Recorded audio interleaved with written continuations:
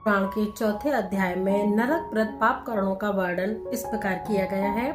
गरुड़ पुनः पूछते हैं कि हे भगवान, किन पापों से जीव यम मार्ग में जाता है और किन पापों से जीव वैतरणी नदी में गिरता है, किन पापों से नरक में पड़ता है, वह सब विस्तार पूर्वक मुझसे कहिए।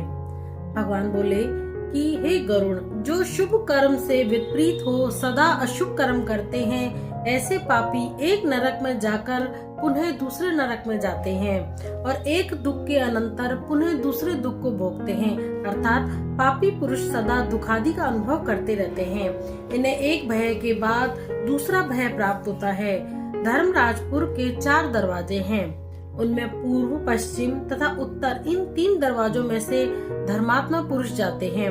केवल दक्षिण द्वार से ही पापी पुरुष जाते हैं। आपत्तिदायक दक्षिण द्वार के मार्ग के बीच में एक वैतरणी नाम की नदी है।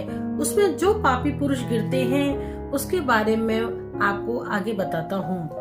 ब्रह्म हत्या करने वाला, मदिरा पीने वाला, गौ हत्या करने वाला, बाल घाती, स्त्री घाती, गर्भ को गर्भ में गिराने वाला, गुप्त रूप से पाप करने वाला, गुरु द्रव्य हरता, गुरु देव हरता, ब्राह्मण द्रव्य हरता, स्त्रियों को विश्वास दिलाकर उनके संपूर्ण धन को उनसे हरने वाला, बालकों के धन को हरने वाला, द्रव्य उधार लेने के बाद उसे न देने वाला, दूसरे की वस्तु को बंधक बनाकर रखकर उसे न देने वाला, विश्वासघाती, जहर मिश्रित अन्न देकर मारने वाला, पापी पुरुष, दूसरों के अवगुणों का प्रकाशन करने वाला और उसके गुण की प्रशंसा न करने वाला, गुणवान पुरुष से ईर्ष्या रखने वाला, नीच पुरुषों का साथ करने वाला, सत्संग से दूर रहने वाला, तीर्थों की, सत्कर्म की, गुरु की और देव की निंदा करने वाला, पुराण, वेद, मीमांसा, न्याय, वेदांत आदि को दूषण लगाने वाला, दूसरे को दुखी देखने वाला और उसको दुखी देखकर प्रसन्न होने वाला व्यक्ति,